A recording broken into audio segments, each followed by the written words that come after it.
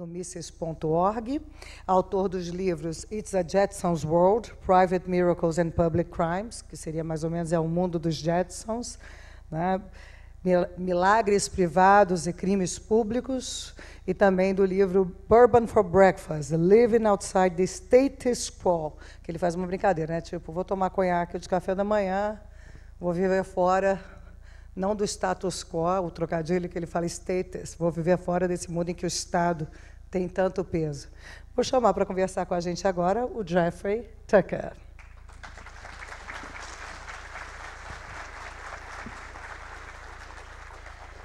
Well, first, my profound apologies for speaking in English. I wish I knew Portuguese, and now I have the inspiration to attempt to learn.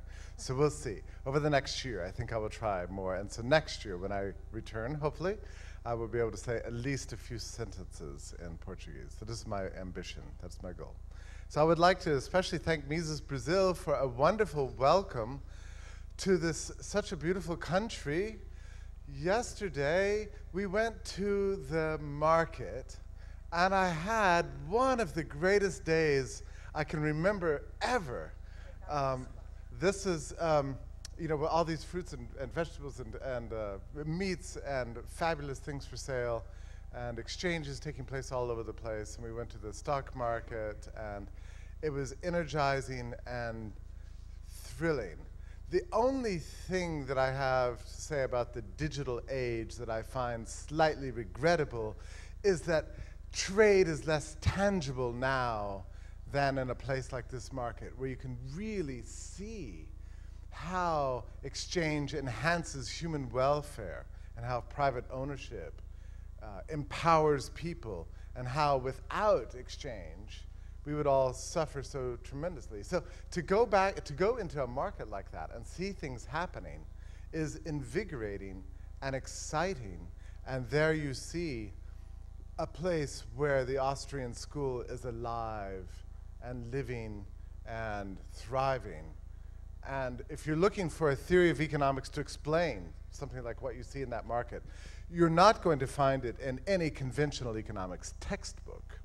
The only school that could really explain and account for the kind of behavior you see in a place like that is the Austrian school, which is precisely what drew me in the first place to the Austrian school, and what draws you to it as well. So it was a thrilling experience. I've also seen in São Paulo the same thing in many ways that I've seen everywhere I've ever visited anywhere on the planet, namely that everything that is beautiful and enhancing of human well-being and innovative and creative and makes our lives better extends from, of course, the private sector and the market economy. And so it is in Brazil. And everything that's terrible, you know, everything that is destructive and taking life out of people and institutions extends from the state. And I have, maybe this will not surprise you, in this sense, Brazil is exactly like the United States, which is exactly like Singapore and exactly like Austria itself. So this is a universal problem. Always and everywhere it's the same situation. The market versus the state. It's the paradigm through which you can understand, I think, the whole of human history and the whole of our contemporary lives.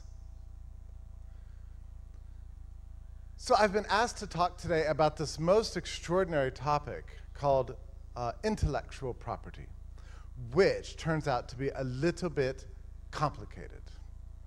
And I'm passionate about it because it took me so many years to come to understand it. So as a way of introducing the topic, I would like to put you through a quick mind experiment to think about something very profoundly. And it is this. It is my plan to destroy this conference, to shut it down completely. And it will go like this. I will assign myself the role of a benevolent dictator. And I will extend to each of you in this room a wonderful thing, or so I will tell you.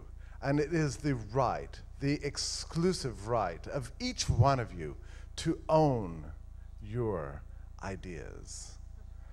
And you are very grateful to me for this wonderful extension of human rights to your ideas, because ideas are very important to each one of you.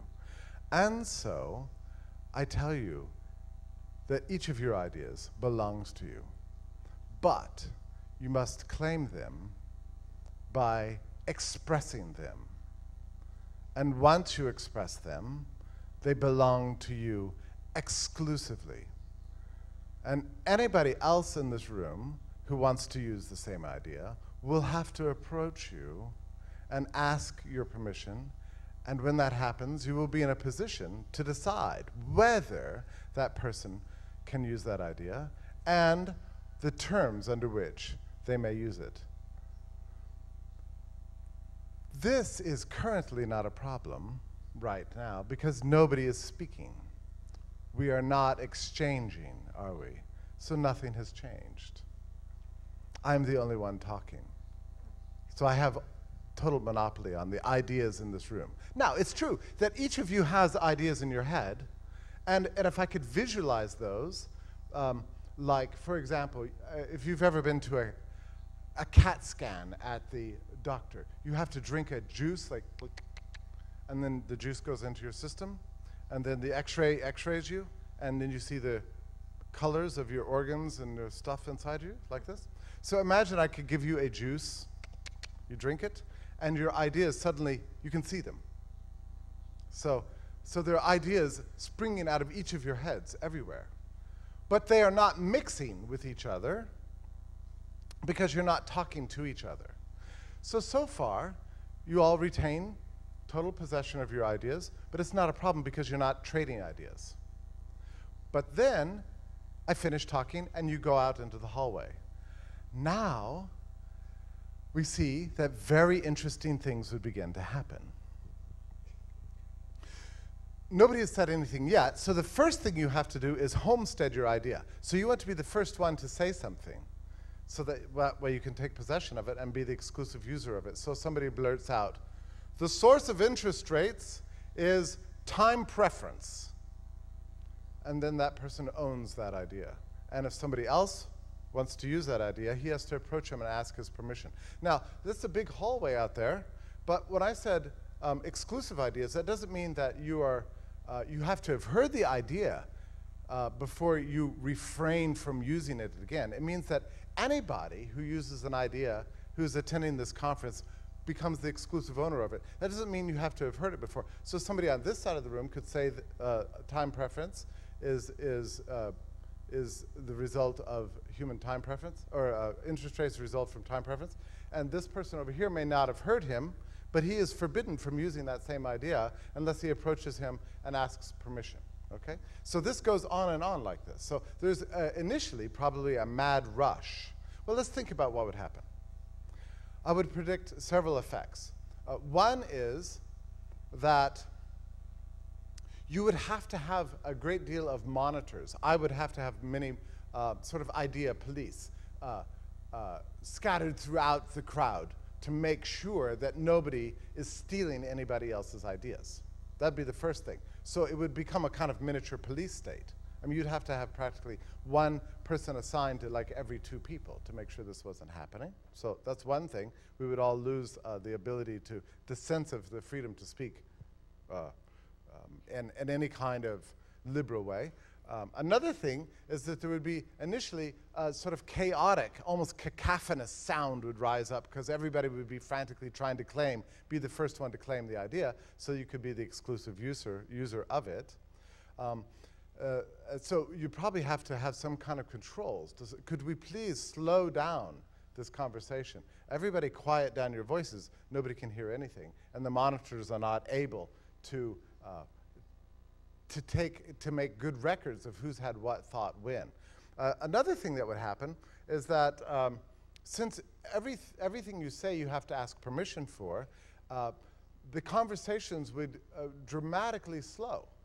I mean, you would be talking to somebody and somebody would occur to you and you'd think, I don't want to steal somebody's ideas. So let me first go ask the monitors whether I'm permitted to say this. Maybe somebody has already said this. So everything would become extremely slow.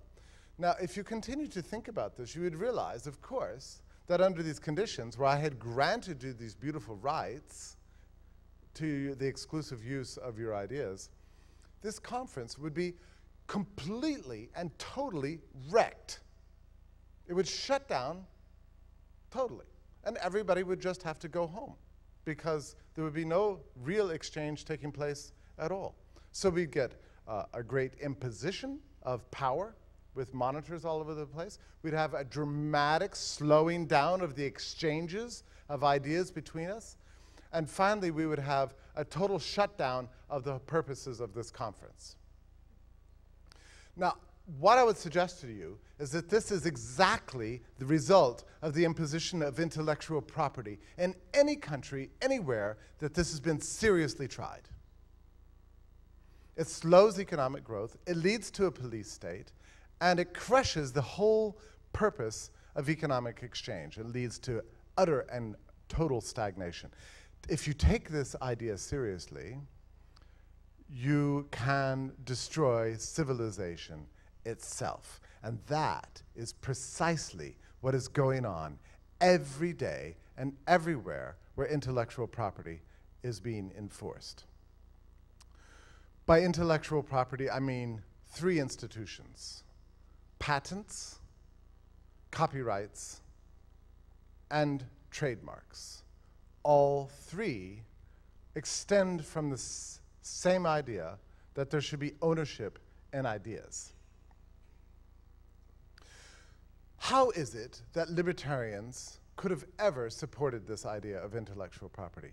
Well, it's not a difficult thing to imagine, actually. It's just a small intellectual error. And it hasn't become that important to us until the digital age, when everybody in the world, 7 billion people, can potentially exchange ideas with each other every second of the day. Now we are more aware than ever of the error of this problem. But for many, many years, there was a great deal of confusion about this. For example, the great novelist and thinker Ayn Rand, and I'm a big fan of her work, made this mistake. She believed that intellectual property is the most fundamental of all forms of ownership. And even today, there are many, many libertarians who are still under the impression that intellectual property is compatible with a libertarian idea. In terms of the Austrian tradition, let me quickly lay out for you a small history of how this idea has taken shape. In 1870, when Karl Menger's book, Principles of Economics, came out, he did not address the subject of patents or copyrights or intellectual property. But in his first chapter, he did address the extremely important subject of what constitutes a good. What is an economic good? And this is really the fundamental things. You know, one of the things that's great about this whole subject of intellectual property, it helps you think about fundamentals. You know, you think you have it all figured out, you know, and then it turns out there's a profound confusion on something as basic as what is private property and what is a good. It constantly causes us to return to the basics and think even harder. And that's what's beautiful about this topic. And I would suggest to you, even if you feel like you disagree with me, this lecture will not be a waste to you, because it will cause you to think very hard about some subjects that are very serious, even if you come to a different conclusion than I have. So if you read Menger's chapter on what is a good, he has several traits of what constitutes an economic good, but one of them is that that good is scarce. This does not mean that it is just in short supply. It means, for example, all the fruits that I ate yesterday at the market are in extreme short supply in the United States, I can tell you. We have only a handful of decent fruits at all, actually. Actually, most of them are terrible. I thought I'd had fruits in the past. I've never had a real fruit until I came to Brazil. It's amazing. Anyway, so I don't mean that they're in short supply. I mean that they're scarce in the sense that they can only be possessed by one owner at a time, which is to say that it's a material object. For example, and this is why socialism is just stupid, by the way. For example, I think I'm the only person in this room who has a bow tie. And what if somebody came along, and so somebody says, well, obviously that bow tie is extremely scarce. I say, yeah, I completely agree. And he says, well, I think we should have socialism in that bow tie. And we all agree. Yeah, let's have socialism in this bow tie. What are we going to do then? What happens next? I mean, if I give it to somebody else, I no longer have it. And the person who has it is the only one who has it. It would be impossible to have, because why? Because it's a scarce good. And with scarce goods, you have to allocate them and with some sort of assignment of property rights. This bow tie is mine. If I give it to somebody else, then that bow tie becomes that person's, and so on and so on. Only one owner of this bow tie at a time. Now, somebody can go out and make another bow tie, and that's great, but then that too becomes an exclusive good. So it's a scarce in the sense that there will always be conflicts over the assignment of rights to that thing in question. That's what makes something an economic good. If there is no conflict, there is no problem. And then, sure, you can have socialism. It's fine.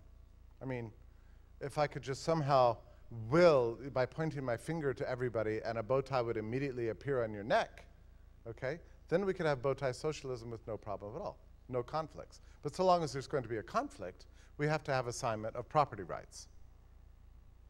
So this was Menger's theory. And then he went on to explain what economics is and how it works in a world of scarce goods. This is, by the way, this is the fundamental problem with practically everybody on the what's called the left today, the political left. They don't get this idea of scarcity. I mean, so long as things are scarce, so long as it's true that if I'm wearing my shoes, you can't wear my shoes, and if you're wearing my shoes, then I can't wear my shoes. So long as that's true, there will be always scarcity. And I think that the left doesn't somehow come to terms with this fundamental fact. We can either exchange with each other using money, or we can kill each other. Those are the only two ways to resolve the problem of scarcity in this world. I prefer the peaceful way of exchange and production. This is a great way to do it. If you don't like that, then you're advocating, whether you know it or not, some kind of violent society that's going to lead to a sort of a diminishment of human life. Anyway, so I think if the left really understood the problem of scarcity, then I think we wouldn't have any conflicts. So everybody would be a libertarian. Everybody would be an Austrian. So now the question becomes, does this idea of scarcity apply to ideas? And the answer to that is no, it does not. Once an idea is stated outright, it can be multiplied and reproduced and copied unto infinity, without end. So that, for example, any sentence that I say in this lecture today, you can go home and you can say it also. And I will not suddenly find myself tonight unable to say that same sentence. Can you imagine if that were true? I was sitting in my hotel and I wanted to say what I just said just now, and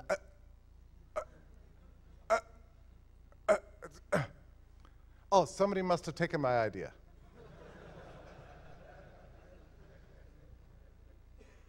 So ideas are just like, and by the way, in all of human history, anytime you find somebody who's able to somehow magically take a good and multiply it infinitely to meet all human needs is considered a prophet, because it is a beautiful thing to see.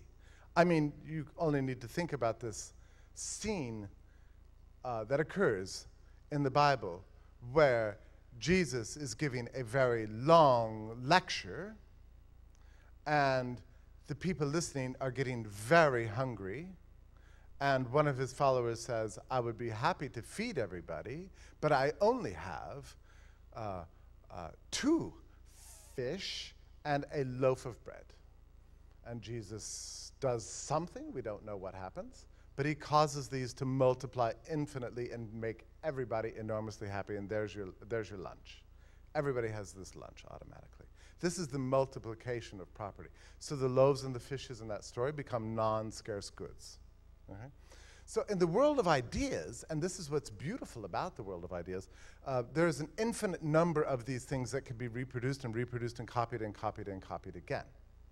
And in the digital age, since about 1995, we've seen a migration of so many of the goods and services we purchase out of the world of physical world into the digital world, where in the digital world, everything is just like ideas in the sense that it becomes infinitely multipliable, infinitely copyable.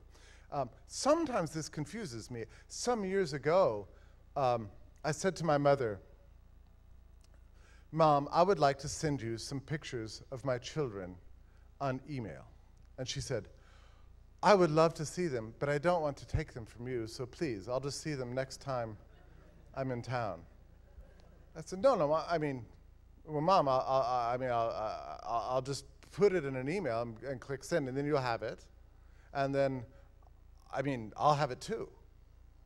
And then you can send it to your sister, and then she can have it, but you can have it too.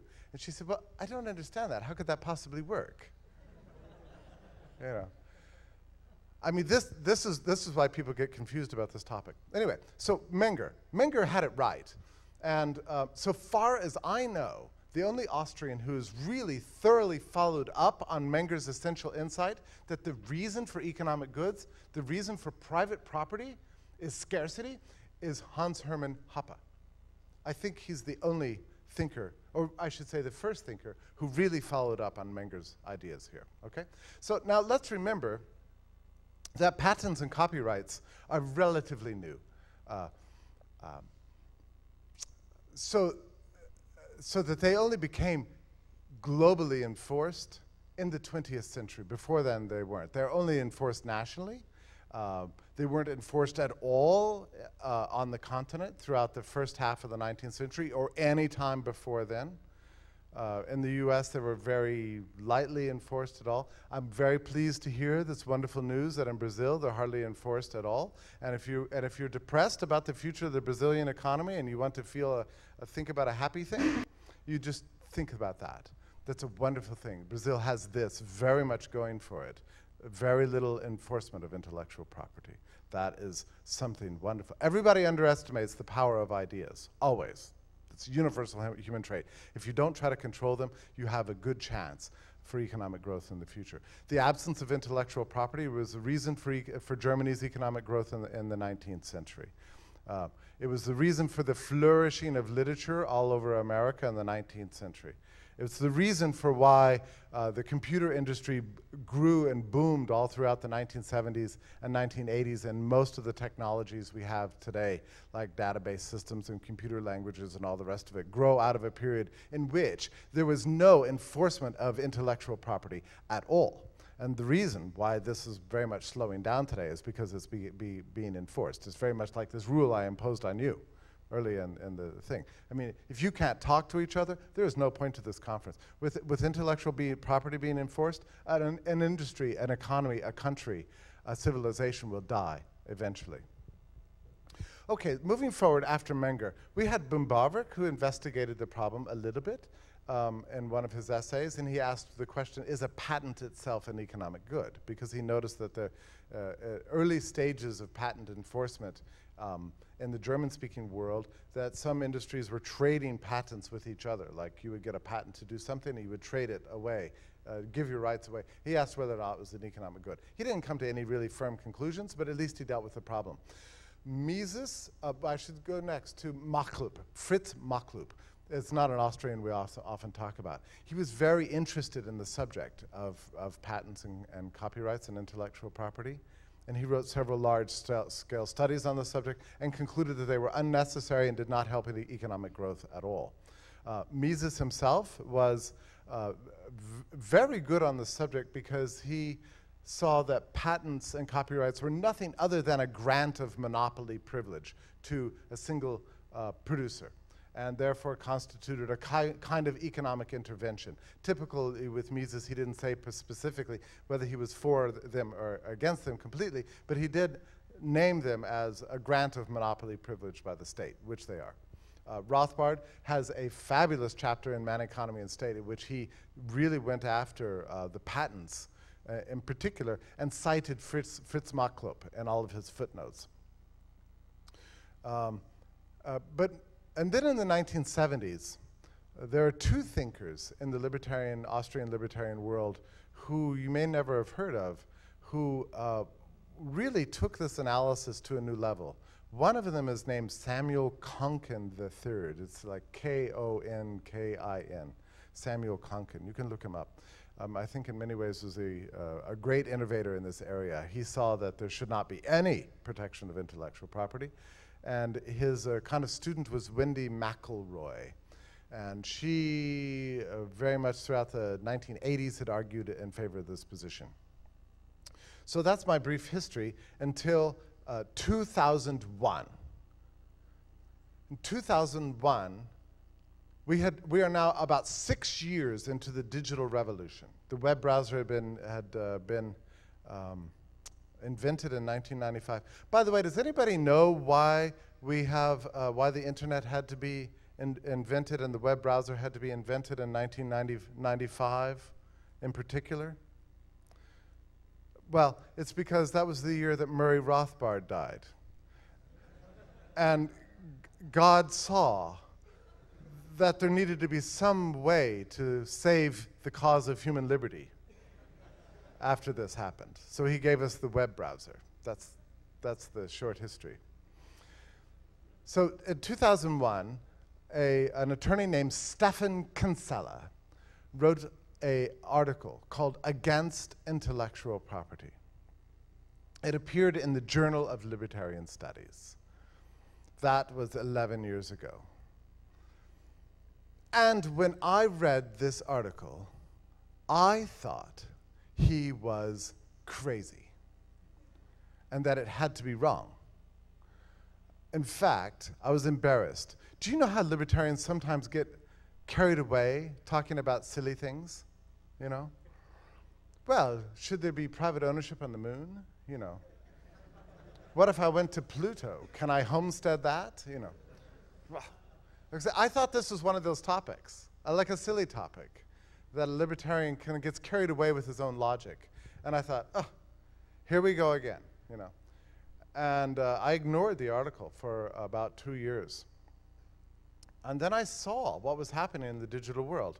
The government was starting to enforce intellectual property for the first time and taking this freewheeling, happy environment of global sharing, creativity, and exchange, and was cracking down and saying, oh no, you can't do that. Google was trying to put every book that it was ever printed and put it online for the utopian dream of every intellectual to have a global library, like the Library of Alexandria, except for all of human knowledge in one database, and they were stopped. And then patents began to be enforced, and it became very difficult for anybody to invent anything new without asking permission. And this would be inadvertent. You know, the important point about intellectual property is not that it's just ownership, it's that it's exclusive ownership. You can use violence to prevent somebody else from coming up with the same idea, even if they never knew that you had that idea in the first place. So it's not just preventing sharing, it prevents simultaneous invention, too. Well, simultaneous invention is pretty much the way everything is invented in the whole of human history. I bet you can't name a single invention that can be proven to originate with one single individual and nobody else. In fact, almost all inventions are simultaneous because we all breathe the same air. Do you know of this stuff called silly putty?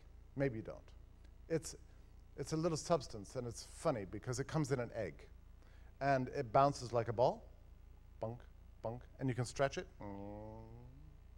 And you can use it, put it on the newspaper and stick it. It's a perfectly stupid thing, okay? But anyway, I thought, well, surely this one has one person who invented it. Well, I looked it up. It turns out there are 3 people who claim to have invented silly putty, you know. And all 3 of them came along at the same time and invented silly putty at the same time. That's the way it works. Everything's usually invented by several. Even the marginal revolution was not just Menger, but Jevons and Val Ra also came up with the insight that led to the founding of the Austrian school. Anyway, so you can't.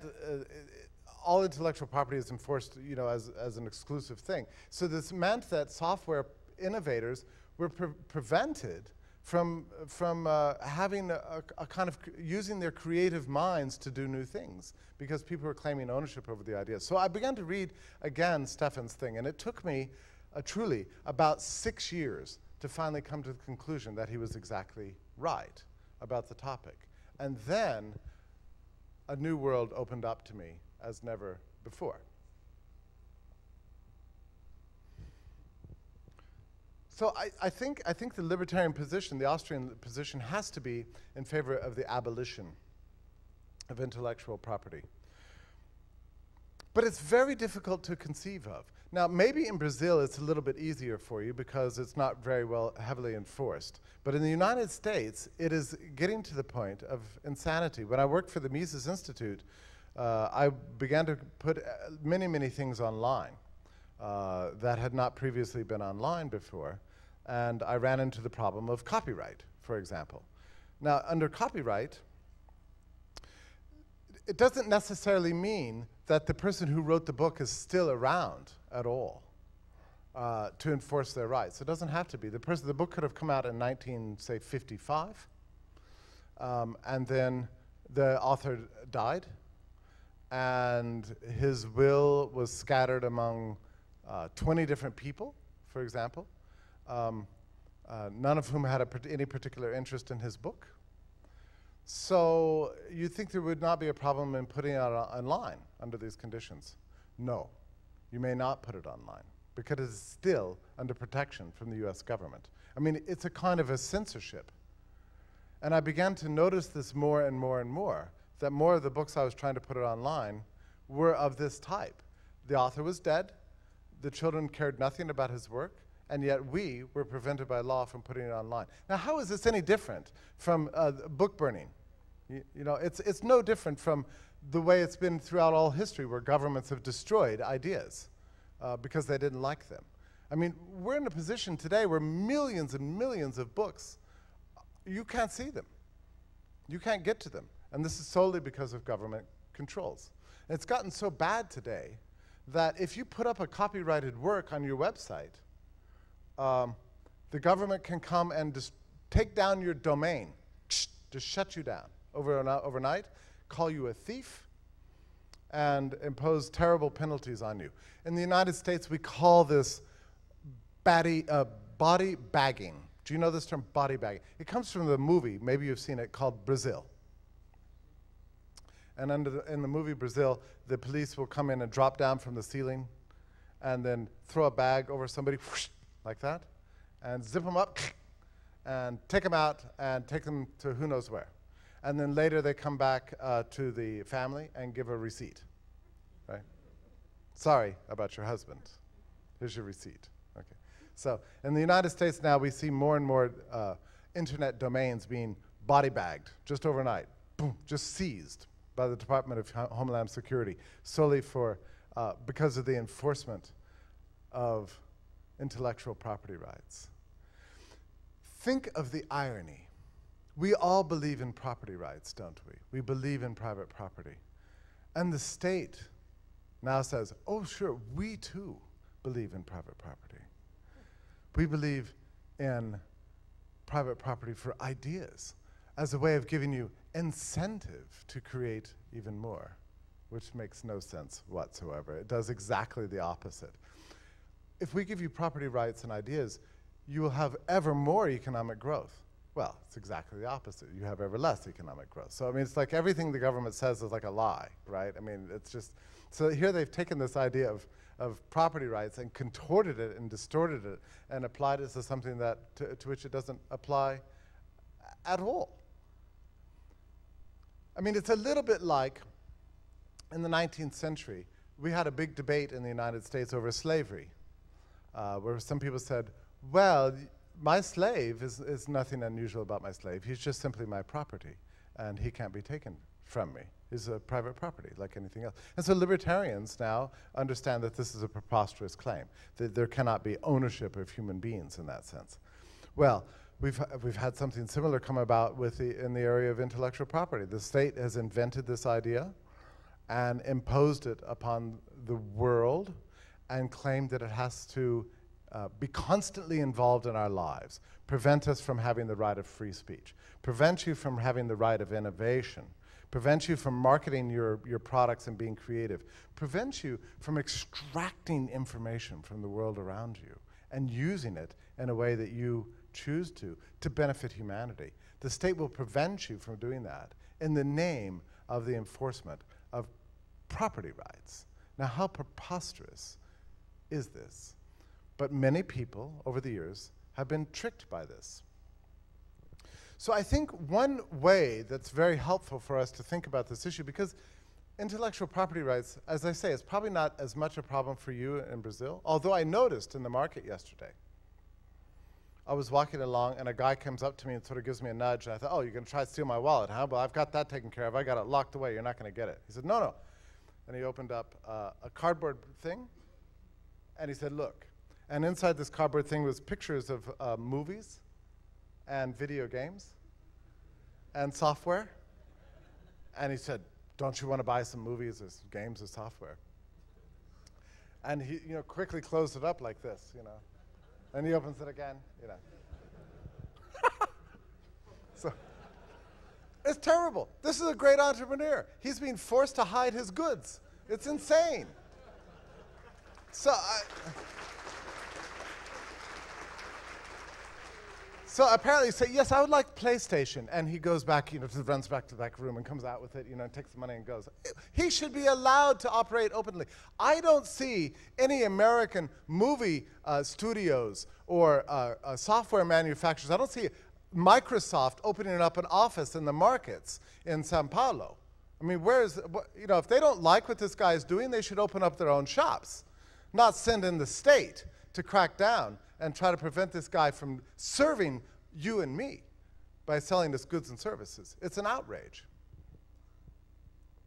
It's extremely important for all of us to understand this issue because, let me give you another example. Well, I don't want to get into trademarks. It gets too complicated. Another area is patents on medicines, which has been catastrophic. You know that patents on medicines are practically destroying American healthcare today. Because, yes, I see, yes. Because the drugs are ridiculously expensive. They're ridiculously, and you invent a new drug and it takes you something like 10 years, and during the period in which you're inventing the drug, you have to disclose all of the ingredients for everything you're doing. And you have to disclose this to your competitors. And you have to disclose this to the whole world and to the government itself, so they can test and make sure you're not really trying to kill people with your drug, because it's only the government that prevents drug manufacturers from aggressively trying to kill people with their drugs, So anyway, so then of course the drug maker wants a patent. He says, look, I've been spending $1 billion on this innovation. It's taken 10 years. Everybody knows about my recipe. I've already lost any advantage that comes from moving first in the market. So yeah, give me that patent. But then once they have the patent, they have this exclusive monopoly, and they can charge preposterous prices for the drugs. And then but the prices are not paid so much by the consumer, but rather by the health insurer, who in turn is extracting its own payments from the business for which you work. It's a terrible system. It's like a fascist socialist system. But a major problem here has to do with the patents. And then when the patent expires, the drug will go from like $300 or $500 for a little bottle to like $5 or $10. Boom, like that. A real market price arrives. Then you get all kinds of other distortions because people are inventing things all the time just so they can achieve a new monopoly. I mean, it leads to pointless innovations in all kinds of areas of life. The distortions are astonishing. It causes, when music goes into public domain, the publishers immediately change it enough so they can re-copyright it and extract some more fees for its use. It's even true in such silly industries as shaving razors and things like this. Companies are constantly inventing new razors because they can get them patented and get a higher degree of profits than they would if the razor goes into the public domain. So it leads to very strange distortions of pointless innovations, of really robbery of consumers, of exploitation of the poor who are trying to make money. And quite frankly, the institution of intellectual property has corrupted many corporations operating all over the world, corrupted them, and led to a great deal of resentment against corporations that wouldn't otherwise be there. An excellent example of this is the American company called Monsanto. You know this company, Monsanto. Yeah, and it's a global company, so probably, but they patented seeds, and they've patented fertilizer. And if you're using their seeds, then you have to use their fertilizer. If you use their fertilizer, you have to use their seeds. And so it leads to a kind of almost turning a corporation into, and if you, as an entrepreneur, reverse engineer and figure out how this seed is made and make it yourself, you'll be subject to criminal penalties. So it turns a corporation, which would, in a free market, be a fabulous producer of human well-being, relying on your voluntary wishes to buy and sell their services, and leading to vast economic growth. Great institutions of human benevolence are now seen as exploitative institutions that are using violence to impose their will on the world. This, to me, is a great tragedy, and it's what's led to things like the Occupy Wall Street movement, in part. So it's a corruption of capitalism, and it is completely out of control. There is so much more to say about this, and I would love to say more, but my time is up. Let me just lead you to one final point that I want you to think about this issue of intellectual property.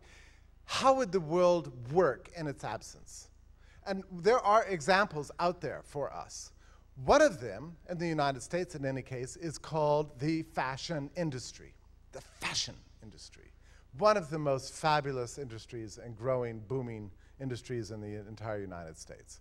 Very creative and extremely innovative. There are no copyrights or patents at all for clothing, designs, or colors, or anything else in the United States. And as a result, it is one of the most fantastically innovative and creative institutions there is. So this is the reason for the runway. You know the runway where the... No. Huh? Okay. So the reason for the runway is that every designer wants to wait and only reveal his new designs at a specified moment in time, right? So the spring fashions are coming out, so you have to wait like 5 months before the spring fashions come out, and now it's the big party, and here comes Ralph Lauren's new stuff, and up come the lights, out comes the music, doom, doom, doom, doom. You know, here comes the people walking down the runway, and it's fantastic. Everybody's, oh, wow, look at the great designs. You know? But the photographers are all taking pictures, right? The whole time? And what happens to these pictures? They immediately are shipped all around the world so that people can copy the designs. So Ralph Lauren's doesn't have that long to get his stuff into production. I mean, like, he's already produced it, and it's already being shipped to the stores. And so within the next couple of weeks, the people who are willing to pay very high prices for clothes rush to the stores and get the newest things that they just saw on the runway so they can be the coolest kids in town, right, with the newest stuff. And then 6 months later, you go to the Walmart and you find the same thing for a tiny fraction of the price, right? Stolen ideas. Fabulous. It's the best thing that could ever happen to the world today. More stealing, more stealing. All the best. Socialism, it's beautiful in the world of ideas. It works. So what does Ralph Lauren do? Now he's got to think about the next season, and the next season, and the next season. Now, if you were an intellectual with tenure, trying to think through how this system would work, you would say, it will not work. This system will not work. Nobody would ever invent anything new. We must give a monopoly to Ralph Lauren's clothing designs, his colors, his shapes, his styles, everything. We must give a monopoly, or else this industry will die. Well, guess what? The free market is smarter than any intellectual. It is brilliant. It is more brilliant than the most tenured professor, the most awarded brilliant professor. This free market itself has figured things out that you and I can't figure out. For some reason, this system of freedom works. It works in this industry. And it would work in every industry if we would let it happen. So I'm going to stop there because I'm out of time, and I think I can take some questions? Yes. Okay, wonderful.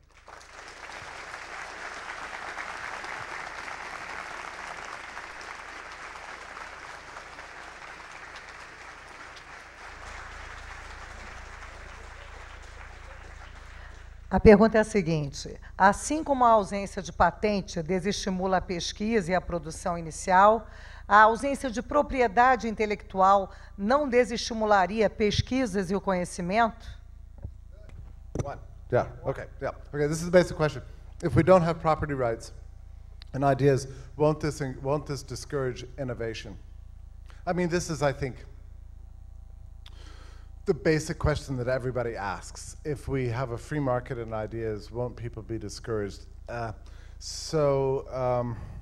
are so many different ways to answer this thing. The first one, I guess, is to refer to empirical realities, which is that there is not a single rigorous study ever done on the subject that has concluded that a free market and ideas will discourage the creation of ideas, or that patents and copyrights will encourage the creation of more rather than less.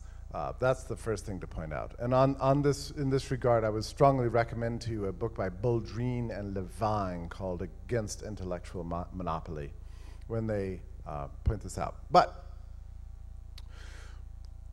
let's just forget about the empirical stuff and just think about the reality from a logical point of view.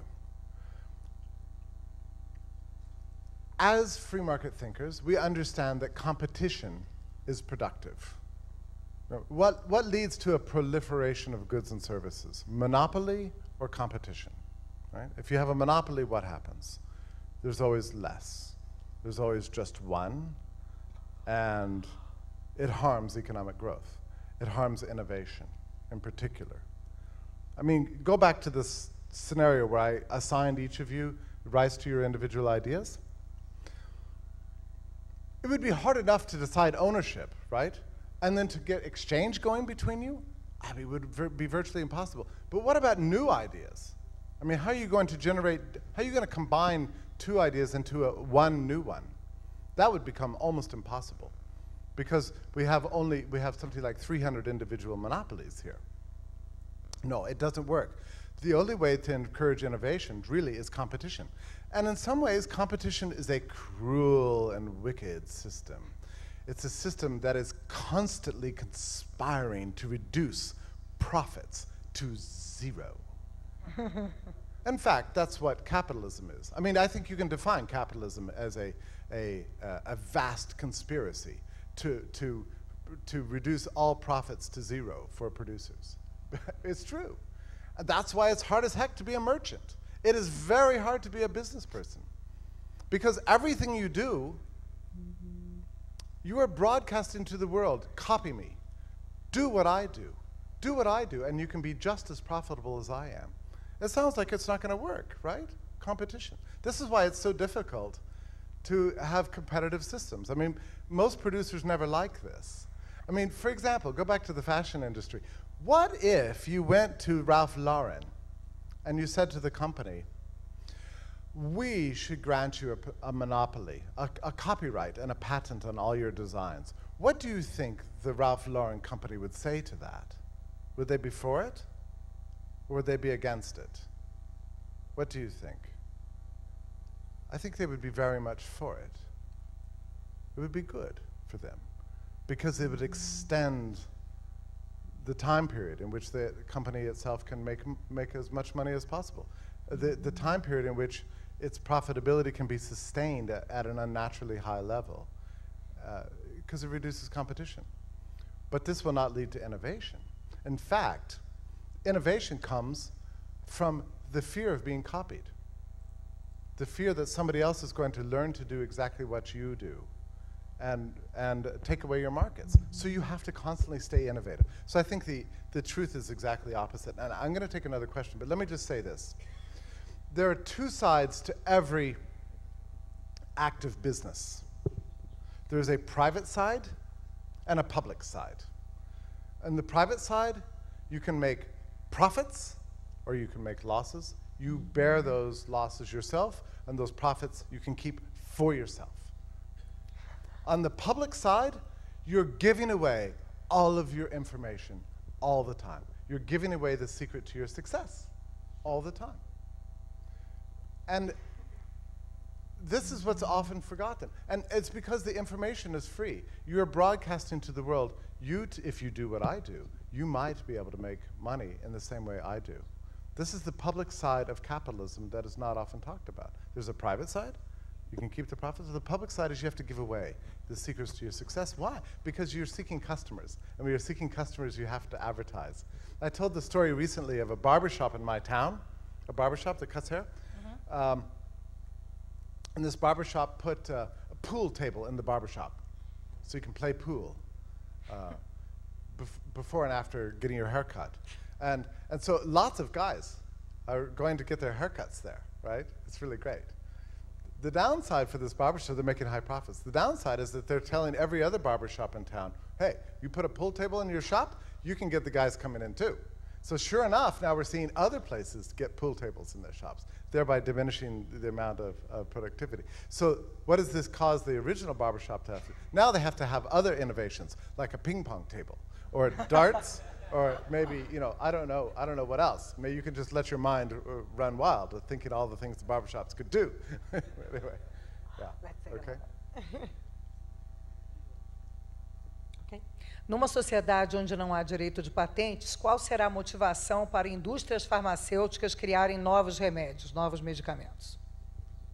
Oh yeah, okay, now this question is an important one, because the question started off, in a society without patents, what would be the motivation, and that's an easy one to answer, but then he continued on with the question, for inventing new drugs. Okay, this is a very special case, and we need to think about this. In the first place, there are many, many unpatentable things out there that, I mean, like if you go to a drugstore in the United States, you will see a name brand like Tucker's Tablets. And then right next to it, you will see plain old tablets. And Tucker's tablets are like $5, and plain old tablets are like $1. It's the same thing, right? Mm-hmm. But for some reason, consumers always go for Tucker's tablets over plain old tablets. I mean, I do this all the time. It's a little bit crazy. So you can have name brand things existing side by side with what's called generic drugs. But aside from that, drugs constitute a very special case in the world of patents, because if you're going to eliminate patents for drugs, you also have to eliminate the requirement that the drug manufacturer constantly disclose all of its ingredients and its processes and the scientific methods that went into making them all along the way. Do you see what I mean? I mean, we've got mandates that force these companies to reveal all of its secrets.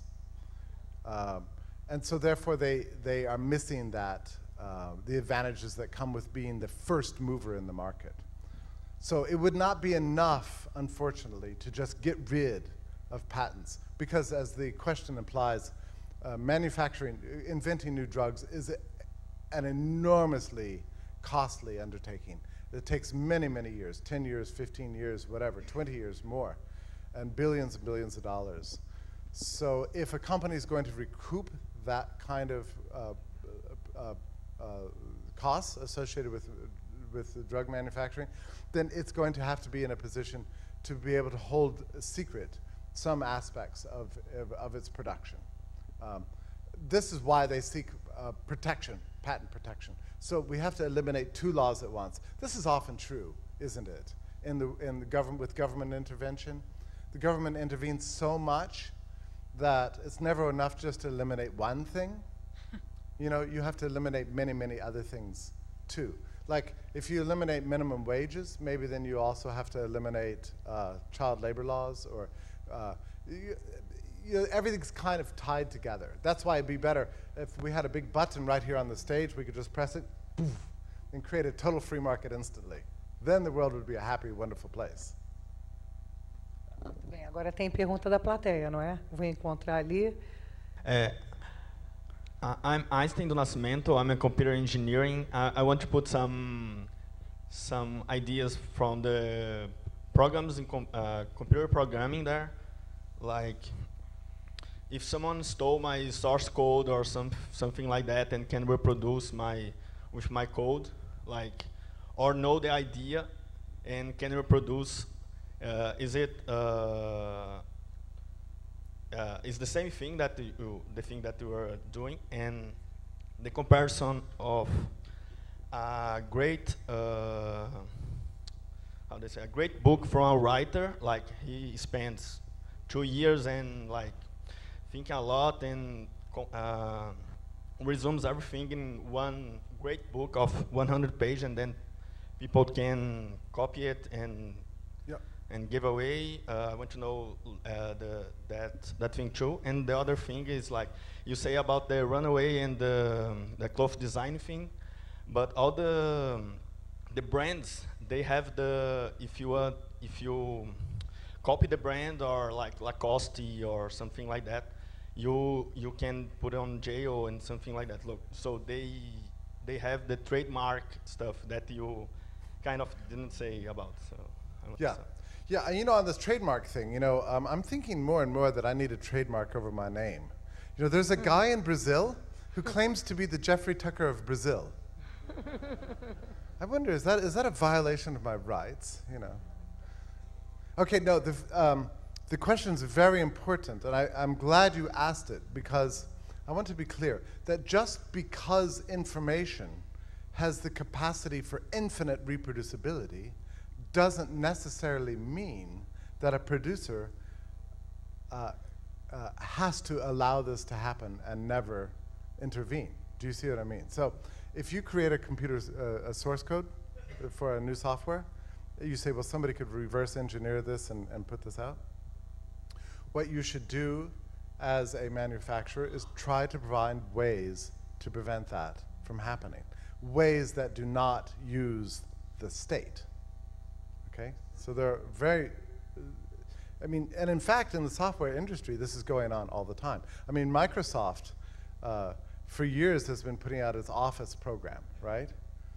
But in the early years of its Office program, 2003, and some of these, you could make infinite numbers of copies of these things.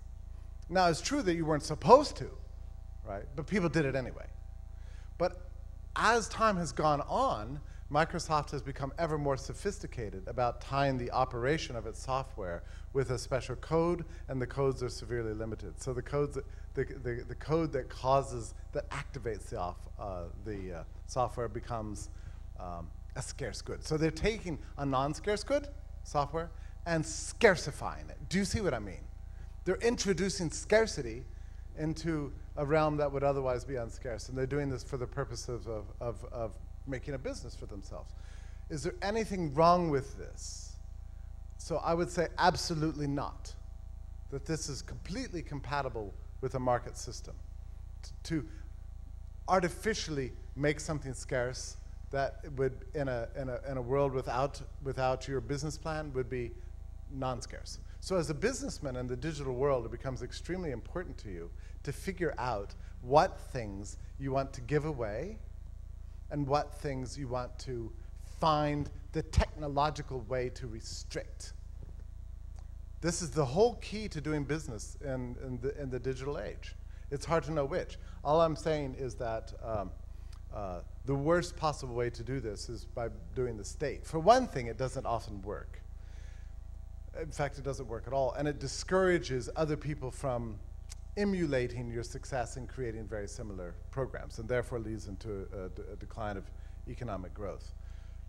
Now, it's true that private means of restricting infinite copying don't always work either. I mean, if I'm extremely entrepreneurial, I can find a copy of Office 2010 for free.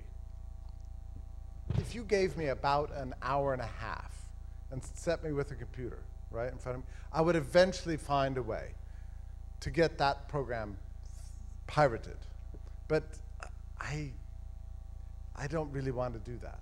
I mean, that just takes too long. I would probably rather just go buy the thing, and that way I get upgrades, right? That's something else that comes with licit branded software. You get constant upgrades and services and all sorts of things. So it's a matter of finding the right business model that allows you to take what would otherwise be an infinite good and making it a finite good through technological means. And I don't want to say that just because something is an infinite good, that therefore you have to always allow it to be that way. As long as you're using private means to restrict, that's fine. Now, this isn't always wise. For example, in many firms, you have non-disclosure agreements, and you have non-compete clauses in many firms when you go to work for them.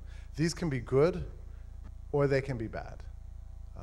I think in lots of cases, they are very bad for an industry because they lead people to tend to stick to a single firm and not change jobs, so that firms end up being kind of too internal and not getting enough outside influence, enough rotation.